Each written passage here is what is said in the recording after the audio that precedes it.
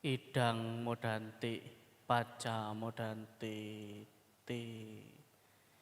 Ia yang berkebajikan akan memperoleh kebahagiaan.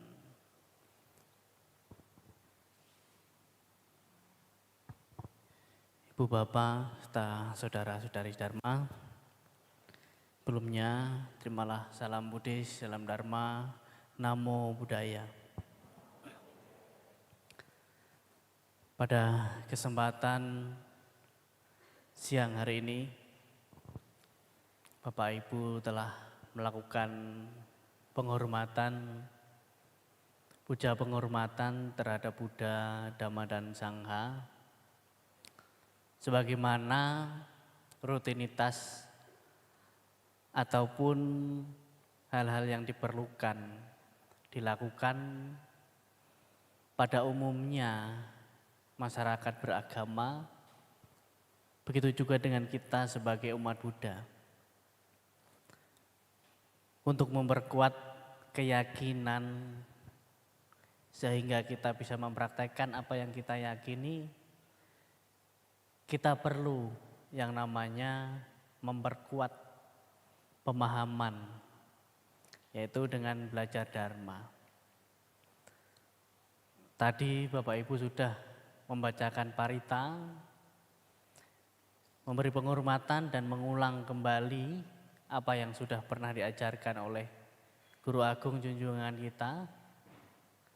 Kemudian juga sudah mempraktekkan meditasi, walaupun singkat.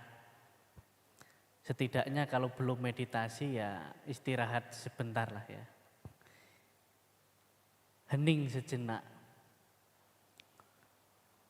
Hari ini kita akan membahas satu topik, yaitu tentang kita belajar melepas dengan memberi. Apa sih yang disebut dengan melepas itu? Kenapa harus memberi atau berbagi? Masa-masa ini adalah salah satu bulan yang berkah bagi umat Buddha, yaitu bulan Katina, di mana di berbagai negara, begitu juga di Indonesia, kalangan umat Buddha merayakan yang dinamakan Hari Katina, di mana kewajiban seorang perumah tangga melakukan kebajikan yang khusus, yang spesial di Hari Katina, yaitu memberikan kebutuhan pokok bagi para sangha. Ya, di sini sangha bukan satu atau dua bante, tetapi sangha keseluruhan. Di sini juga Bapak Ibu secara tidak langsung ikut serta menjaga ajaran Buddha dan ikut mengembangkan. Karena menyokong dan mendukung sangha adalah menjaga kelangsungan ajaran Buddha itu tetap berjalan. Ya, karena disebutkan bahwa sangha adalah pewaris Dhamma dan penjaga Dhamma. Di dunia ini selagi masih ada bhikkhu sangha, ajaran Buddha akan tetap berputar, akan tetap disampaikan, akan selalu ada yang mempraktekkan.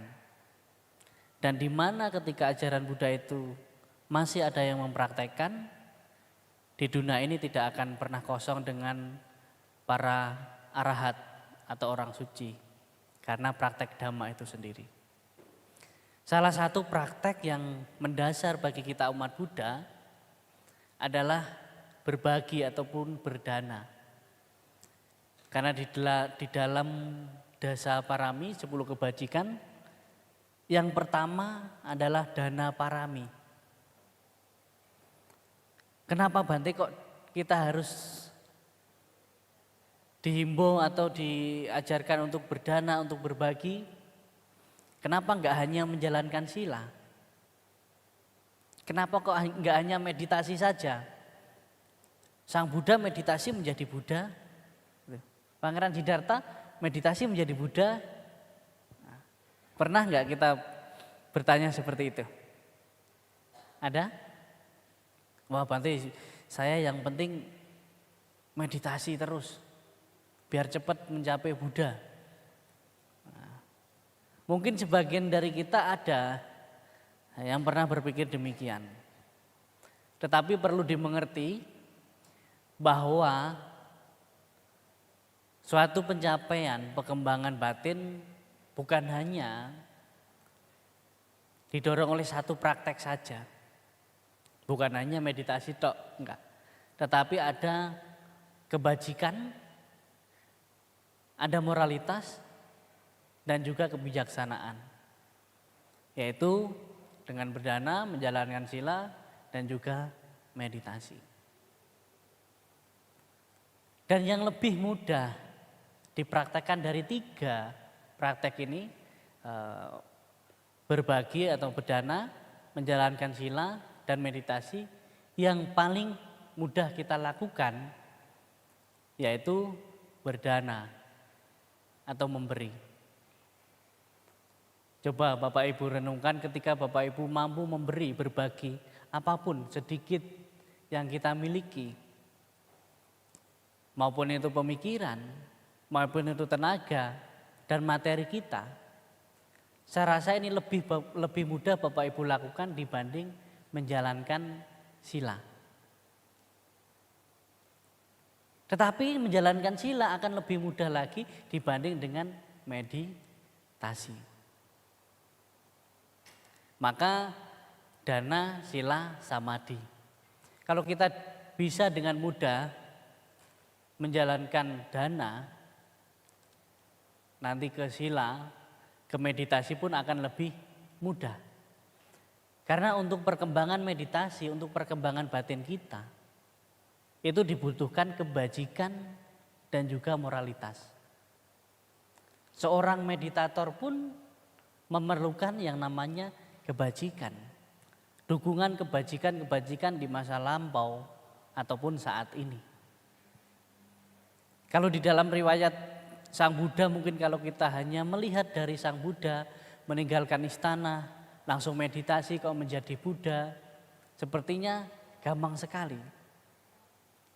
Tetapi berapa ratus ribu kelahiran yang lampau, seorang bodhisattva Siddhartha Gautama itu menyempurnakan paraminya. Semua paramis itu harus disempurnakan terlebih dahulu. Jadi bagi kita umat Buddha, kita memiliki mungkin tekad dan kemauan semoga di kehidupan saat ini setidaknya saya memiliki kebajikan yang cukup untuk mendukung kelahiran-kelahiran selanjutnya di alam yang lebih berbahagia sebelum hingga terrealisasinya kebebasan. Kembali lagi ke topik kita adalah kita belajar melepas dengan berbagi. Sesungguhnya kebajikan membawa kebahagiaan kalau kita melakukannya dengan sederhana dan pengertian. Tetapi kalau kita melakukannya dengan harapan dan balas budi, tentunya justru akan memperumit. Bahkan mungkin bisa saja tidak membuat kita bahagia saat ini. Misalnya, ketika kita berdana dengan harapan semoga ketika saya berdana nanti orang itu berterima kasih kepada saya. Semoga saya mendapatkan nama baik. Semoga saya bahagia. Nah ini, semoga saya bahagia. Padahal Bapak Ibu, di dalam kriteria untuk melakukan dana sendiri tidak perlu semoga, tetapi syaratnya bahagia itu sendiri. Maka sebelum Bapak Ibu berdana, diharapkan untuk bahagia sebelum memberi. Kemudian bahagia saat memberi dan bahagia setelah memberi. Syarat untuk bahagia saat berdana adalah bahagia itu sendiri. Nah, kalau sebelum berdana kita harus bahagia, munculkan perasaan bahagia di dalam diri kita. Dan saat memberi kita bahagia, dan setelah memberi kita juga harus bahagia. Maka efeknya juga nanti akan kebahagiaan di kemudian hari dan kehidupan yang lebih baik di kemudian hari. Bukan hanya saat ini sekarang. Lawang saat ini kita sudah harus bahagia kok. Tapi kadangkala kenapa kita tidak bahagia? Kita yang merusak kebajikan kita sendiri. Semisal, oke, mungkin kita bisa bahagialah sebelum memberi ya. Saat memberi juga bahagia. Tapi setelah memberi, kalau harapan kita tidak terpenuhi, keinginan kita tidak terpenuhi, nanti jadinya kita kecewa. Kita protes. Bante, katanya kalau orang sering berdana itu misalnya usahanya lancar, kehidupannya sukses dan lain sebagainya. Kenapa saya tidak? Kalau sering berdana katanya ayu wano sukang balang, sehat, panjang umur. Kenapa tidak? Ini yang sering muncul. Tetapi kita tidak sadari Bapak Ibu. Saya sering menjelaskan ini. Sering umat Buddha protes dengan apa yang dilakukannya sendiri. Wah Bante, saya sering ke wihara, sering berdana, sering meditasi. Kehidupan saya kok malah banyak masalah. Saya kok enggak bahagia. Bapak Ibu pernah merasa seperti itu? Pernah? Coba jawab dengan jujur, pernah merasa seperti itu? Pernah ya? Saya rasa sebagian besar lah. Tetapi kita tidak pernah menyadari, tidak pernah berpikir bahwa saat kita ada masalah, saat kita mungkin dalam kondisi yang tidak baik, kita tidak pernah berpikir, untung saya melakukan kebajikan, untung saya ke wihara, untung saya berbuat baik. Kalau tidak, mungkin kehidupan saya lebih buruk dari sekarang. Ini jarang kita ingat. Dan lagi ketika kita dalam kondisi yang bahagia, berhasil, sukses, kita tidak mengingat bahwa ini juga hasil dari apa yang kita lakukan. Hasil kebajikan kita di masa lampau dan saat ini. Kalau kita menyadari, kalau kita mengerti, maka kita akan mengulang-ulang kembali kebajikan yang sudah pernah kita lakukan. Seseorang yang sudah menikmati kebahagiaan hasil kebajikan dan menyadari bahwa itu hasil kebajikan yang pernah dilakukan, maka akan mengulangi kembali, melakukan kembali terus menerus. Tapi ingat, mengulangi melakukan kebajikan tidak perlu mengharap supaya ini seperti ini, supaya kehidupan saya lebih baik dan lain sebagainya. Tidak. Lakukanlah kebajikan itu sebagai ya memang yang harus kita lakukan. Bukan supaya kita. Nah, ini yang perlu kita tanamkan di dalam diri kita. Bahwa kebajikan yang kita lakukan memang harus kita lakukan. Bukan karena kita supaya saya. Nah, kalau kita sering supaya saya mungkin sukses, mungkin bahagia dengan kebajikan yang saya lakukan sekarang ini, sering kita kecewa. Jadi melakukan kebajikan adalah memang sesuatu hal yang harus kita lakukan. Bahagia, sukses itu adalah efeknya. Sang Buddha tidak pernah mengajarkan kita saat berbuat baik itu banyak harapannya. Tetapi disitulah Sang Buddha mendorong kita untuk melakukan kebajikan-kebajikan, menjaga sila dan melakukan meditasi agar supaya kehidupan kita lebih baik. Jadi hukum karma itu, sebab akibat itu tidak perlu Bapak Ibu paksakan. Tidak perlu Bapak Ibu tagih. Ya, tidak seperti hutang. Ya, kalau hutang kan kalau nggak ditagih nggak dibayar. Kalau nggak ditagih nanti pura-pura lupa ya. Tapi karma enggak. Hukum karma itu akan berbuah tepat pada waktunya ketika kita memang mengkondisikan karma itu berbuah. Kadangkala kita berharap setinggi apapun dari hasil kebajikan yang kita lakukan, kalau memang waktunya belum tepat dan kondisinya belum mendukung, belum berbuah. Bukan berarti tidak, tetapi belum. Sama seperti yang Bante contohkan tadi, saya sering berbuat baik, saya sering berdana, tapi kok malah kehidupan di keluarga saya kok banyak masalah. Jadi kita berhenti berdana gitu, jadi kita berhenti berbuat baik. Justru ini malah yang menghambat. Tetapi tetap melakukan karena suatu saat nanti, mungkin besok, mungkin lusa, mungkin akan datang, kebajikan yang kita lakukan itu berbuah. Bapak Ibu berbuat baik, Bapak Ibu menjalankan sila, meditasi, masih ada masalah, bukan hasil dari apa yang Bapak Ibu lakukan saat ini. Mungkin saja hasil kebajikan di masa lampau, apa yang kita lakukan di masa lampau sedang berbuah saat ini. Dan yang kita lakukan saat ini, kebaikan ini harus tetap dilakukan.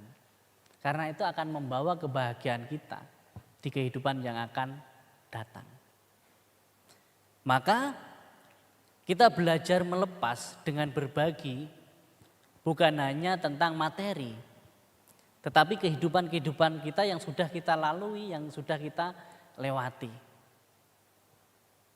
Sering kita sulit melangkah, sering kita takut melakukan sesuatu karena kesalahan kita di masa lalu, karena ketidakberhasilan kita di masa lalu, sering menghambat kita.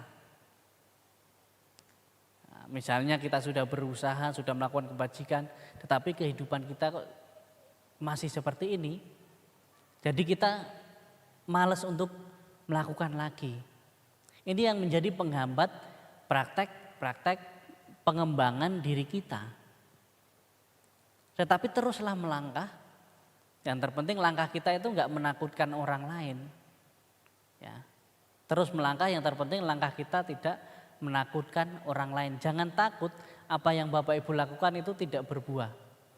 Selalu akan buah pada waktu yang tepat. Setidaknya kita belajar melepas. Ketika kita melakukan kebajikan, belum ada hasilnya, sadari dalam diri kita bahwa kita sedang belajar tentang ketulusan hati.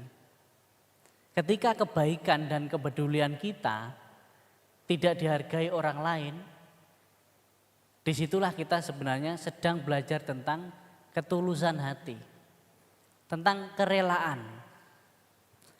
Karena kita berbagi, kita melakukan kebajikan itu salah satu latihan kita untuk belajar melepas apa yang sedikit ada di dalam diri kita.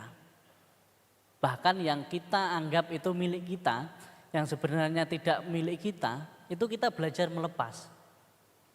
Misalnya kita berdana, berbagi, itu sarana kita belajar melepas keterikatan yang ada di dalam diri kita.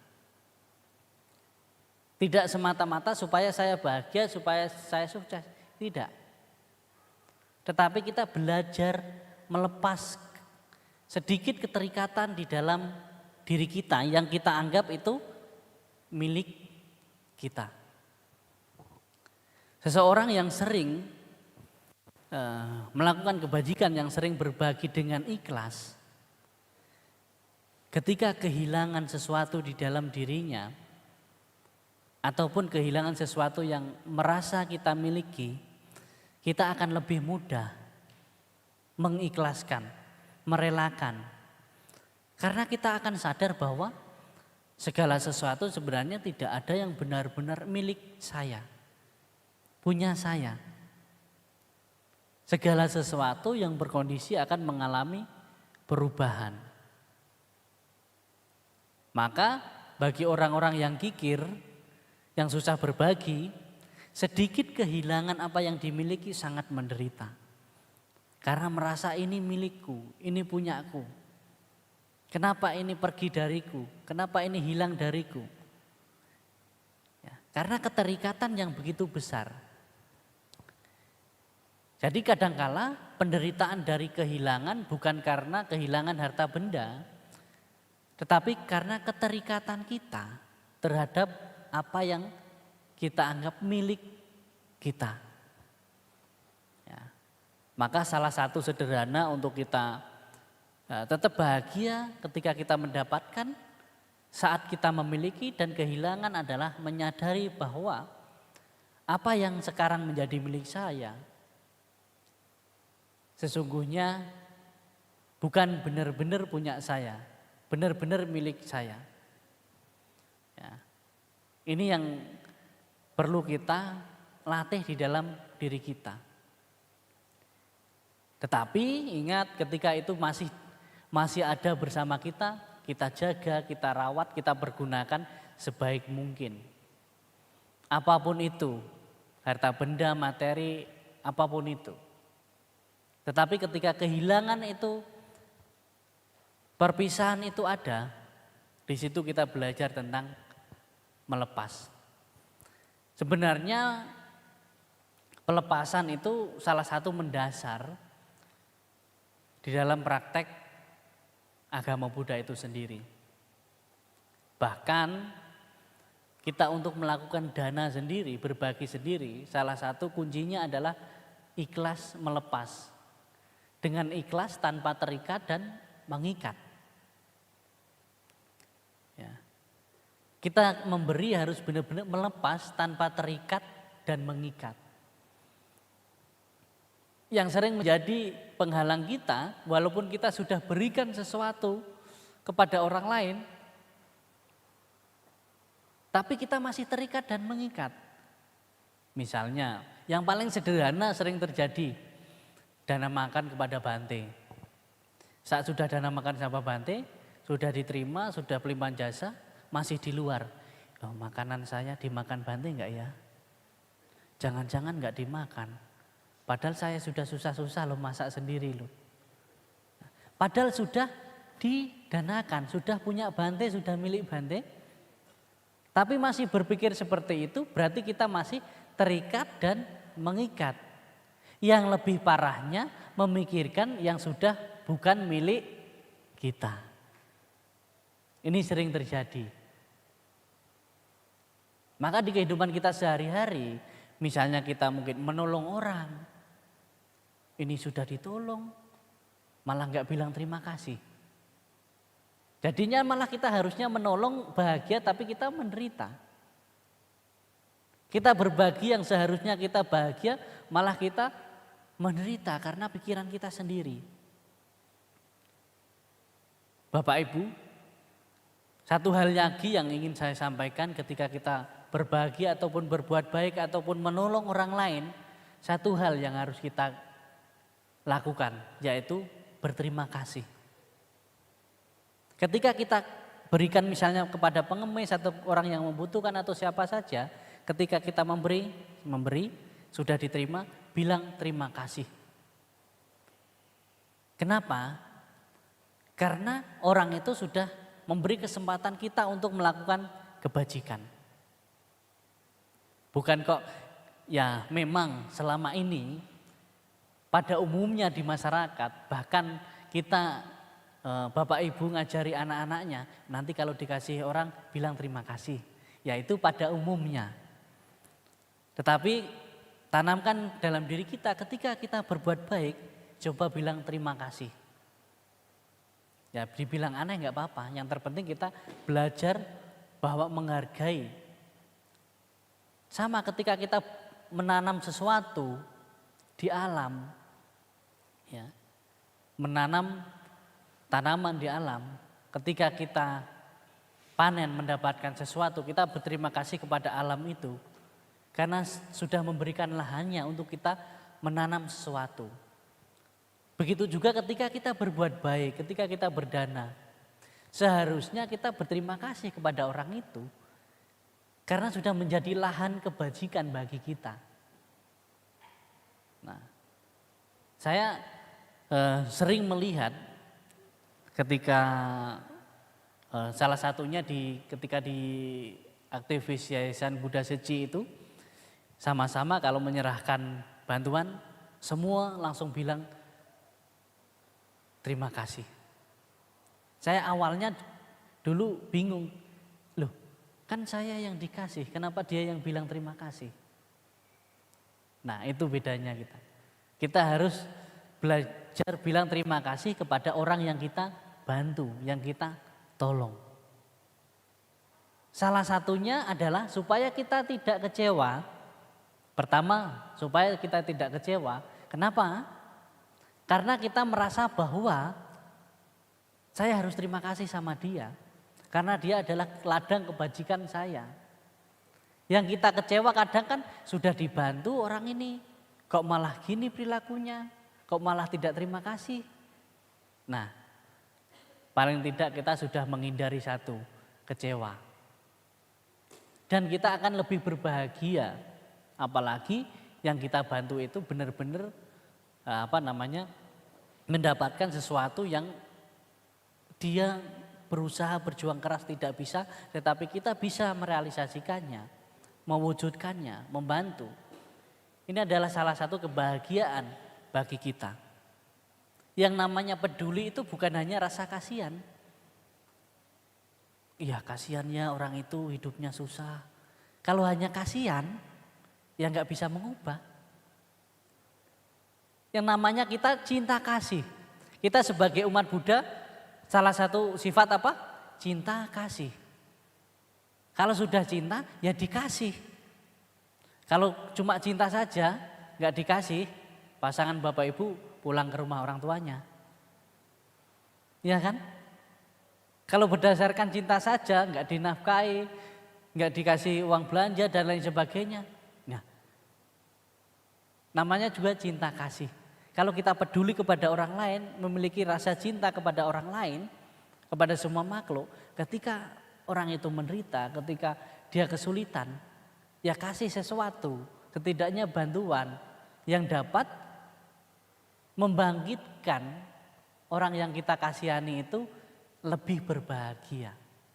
Nah, kepedulian itu tidak hanya sekedar kata-kata, tidak hanya sekedar semoga kamu bahagia, tetapi sebisa mungkin kita membuat penyebab kebahagiaan bagi orang lain.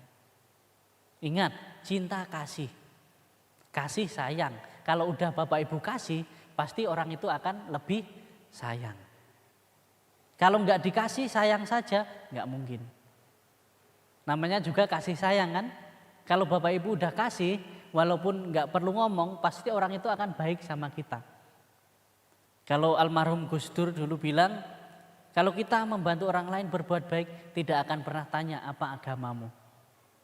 Sama, kalau bapak ibu sering memberi, sering berbagi kepada orang di sekitar kita yang membutuhkan, nggak perlu bicara, nggak perlu baik-baik, dibaik-baiki, pasti dia akan lebih menjaga kita, akan cinta kepada kita, akan menghormati, menghargai kita karena rasa cintanya. Itu tadi, kalau cinta kasih, kalau udah cinta peduli ya dikasih. Kalau kasih sayang, kalau ingin mendapatkan rasa sayang dari orang di sekitar kita, ya kasih sesuatu yang membantu mereka. Ini bukan balas budi, tetapi ini memang real hukum alam sebab akibat yang harus dilalui. Kalau bapak ibu mau bahagia, lakukan sesuatu.